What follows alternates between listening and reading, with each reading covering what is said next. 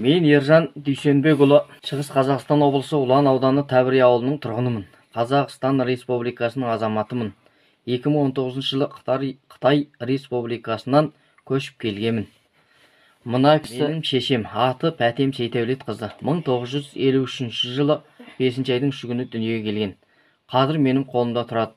Ұлты ұйғыр, әкем қазақ. Шешемнің ұлты ұйғыр болуына байланысты шешеме Қазақстанның азаматтығын да ықтияр хатында бермей отыр. 2020 жылы 1 айдың 16 күні келген. Қазір шекараның жабылуына байланысты Қытайға бара алмай отыр. Менен басқа Төлеубек Дүйсенбекұлы ағам осы Тәбірияда тұрады. Ол да Қазақстан Республикасының азамат. Шешемнің басқа Қытайда, ағам бір әпкем қарындасым Қытайда тұрады. Мен енді Қазақстанның Республикасының ішкі істер министрлігіне, сыртқы істер министрлігінен, Нұр Отаннан, президентіміз Тоқаевтан барлығынан көмек сұраймын. Менің шешеме ықтияр хат немесе Қазақстан Республикасының азаматтығын беруге көмектесулеріңізді сұраймын.